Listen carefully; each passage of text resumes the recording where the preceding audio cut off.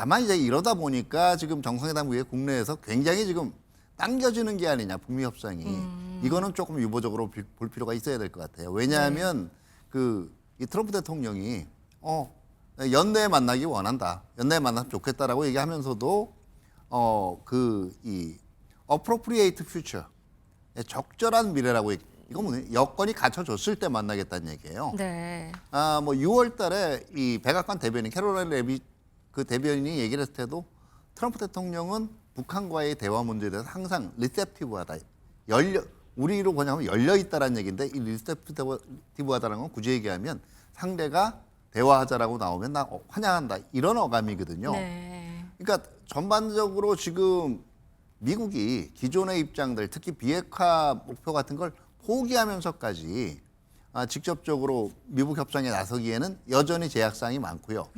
또 이 대외 정책상의 우선순위 문제도 아직은 러시아 우크라이나전 조기 종전 네. 그 다음에 아마 그 다음 순위로 꼽힐 수 있는 것이 북미 대화보다는 오히려 중동에서의 조기 안정할 거예요. 네. 그리고 가급적이면 전 세계에서 유일하게 분단 국가로 남아있는 한반도에도 평화를 좀 만들어 주셔서 김정은과도 만나시고 북한에 트럼프 월드도 하나 지어서 거기서 저도 골프도 칠 수 있게 해주시고 그래서 전 세계가 인정하는 정말 세계사적인 평화의 메이커로서의 역할을 꼭 해주시기 기대합니다. 아마 기다리고 있을 것 같습니다. 저의 관여로 남북 관계가 잘 개선되기 쉽지 않은 상태인데 실제로 이 문제를 풀 수 있는 유일한 인물이 트럼프 대통령이십니다. 대통령께서 피스 메이커를 하시면 저는 페이스 메이커로 열심히 지원하겠습니다. 네, 트럼프 대통령이 피스메이커를 하면은 저는 페이스메이커로 열심히 돕겠다. 이거는 어떻게 해석할 수 있을까요, 연구님? 네, 지금 보면 이제 공개 회담장에서 이제 한 이야기 네. 부분인데요.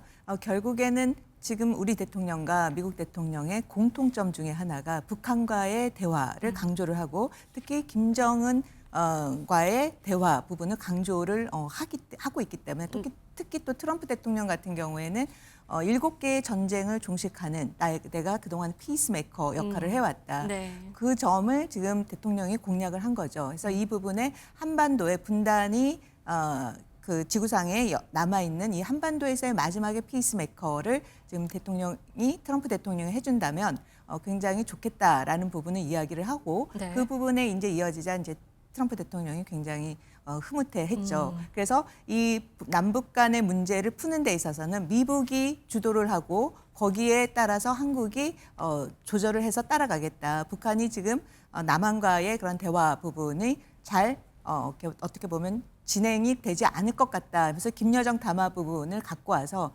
김여정 담화가 우리를 비판하고 있지만 트럼프 대통령과의 그런 대화 부분은 열어놓고 있다라는 점을 이야기하면서 피스메이커는 미국이, 그다음에 페이스메이커는 이제 한국이 하겠다라는 부분을 이야기를 한 대목이라고 볼 수가 있겠죠. 네, 이 김정은 북한 국무위원장 얘기를 한 것.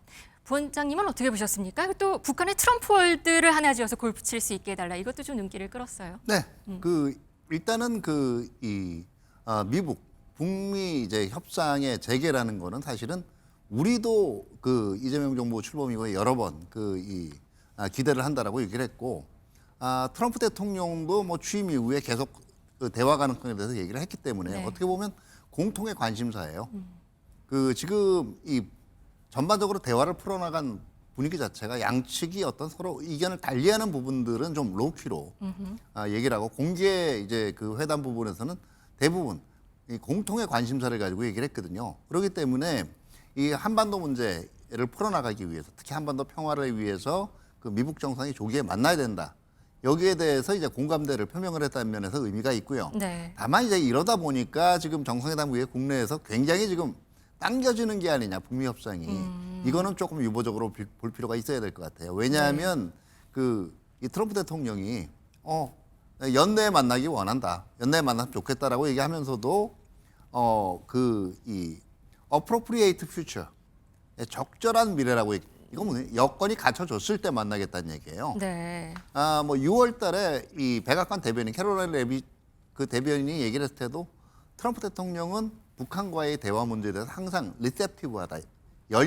우리로 뭐냐면 열려 있다라는 얘기인데 이 리셉티브하다는 건 굳이 얘기하면 상대가 대화하자라고 나오면 나 환영한다 이런 어감이거든요. 네. 그러니까 전반적으로 지금 미국이 기존의 입장들, 특히 비핵화 목표 같은 걸 포기하면서까지 직접적으로 미국 협상에 나서기에는 여전히 제약사항이 많고요.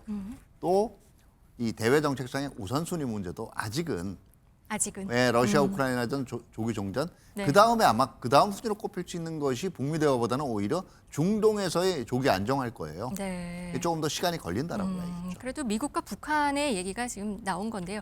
이번에 한국 경주에서 이제 개최하는 에이펙 초청 얘기로 또 이 얘기는 자연스럽게 흘러갔습니다. 한번 들어보시죠.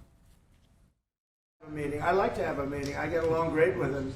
We even had a press conference. He had his first press conference. I look forward to meeting with Kim Jong-un in the appropriate future. I'm meeting a lot of people. I mean, it's hard to say that, but I'd like to meet him this year.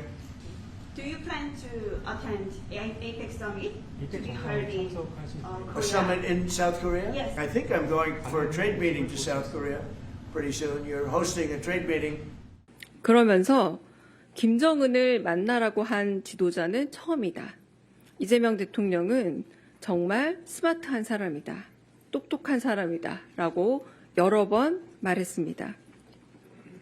예정보다 길게 진행된 오찬 회의를 아쉬워하며 마친 트럼프 대통령은 대단한 진전, 대단한 사람들, 대단한 협상이었다면서 이재명 대통령과 기분 좋게 인사를 나누었습니다. 네, 올해 안에 김정은 위원장을 만나고 에이펙 초청 얘기를 또 했는데요.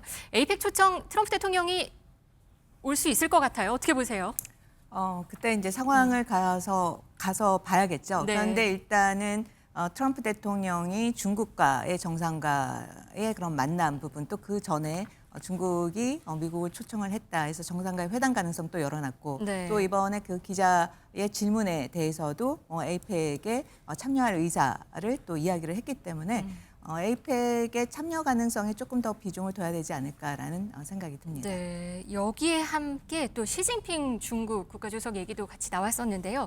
트럼프 대통령이 이 대통령에게 같이 전용기를 타고 방중을 한 건 어떻겠냐 이런 제안도 했습니다. 한번 들어보시죠. But with that being said, I think we have a great relationship. I spoke to President Xi fairly recently, and at some point, probably during this year or shortly thereafter, we'll go to China. Well, maybe we'll go together. Do you want to go together? We can share a plane. We'll save energy. We'll save a little, the ozone layer. Remember, President Obama used to talk about the ozone layer, and then he'd fly to Hawaii to play around the Gulf in the 747. If you want to go, I'm going to get special permission. I'm sure you can go. But 중국 부원장님, 중국 같이 가자고 얘기를 했네요. 같은 전용기를 타고 그러면서 오바마 전 대통령까지 조금 공격을 한 거로 볼 수 있을까요? 예, 결과적으로는 이제 민주당 정부 환경이나 뭐 이런 거 중요시하면서 정작 이 내로남불이라고 얘기를 하죠. 에너지 문제에 대해서 그렇게 이 본인들은 지키지 않았다라는 걸 은근히 저격하는 것도 하는데 그보다 더 이게 이 농담 같기도 하지만 하나의 함축성이 사실은 네. 이번 한미 정상회담에서요. 한미 동맹의 역할을 확장하는 문제라든가 뭐 더 직설적으로 얘기하면 대중국 이 견제에 있어서 이제 한국이 동참해 주길 바란다는 얘기는 나오지는 않았어요. 네. 다만 지금 전용기를 같이 타고 가자라는 얘기는 어떤 얘기겠어요? 결국은 중국에 대한 입장에 관해서 한국과 미국은 같은 배를 타고 있다. 그리고 또 앞으로도 그래야 될 거다라는 메시지를 우회적으로 전달했다고 봐야 전용기라는 돼요. 메시지를 준 거는 우리는 같이 가야 된다 이 그렇죠. 그러니까 그거를 말씀이군요. 네. 직설적으로 얘기하지는 않았지만 우회적으로 전달했다라고 봐야 되겠죠. 어떻게 보셨어요, 영 의원님? 저도 같은 생각인데요. 일단 중국의 같이 가자에 우리는 조금 더 방점을 두고 봐야 될 것 같아요. 네. 그래서 에이펙과 관련된 그 이야기 부분에서 나오긴 했지만 실질적으로 이 공개된 회담에서 중국의 같이 가자라고 하면서 미중 관계의 그 부분에서 한국이 결국에는 미중 관계에서 미국, 한미 동맹이 하나의 입장 하에서의 중국 부분을 다뤄야 된다라는 그런 메시지를 전달하고자 한 측면도 크다라고 볼 수가 있겠습니다. 네.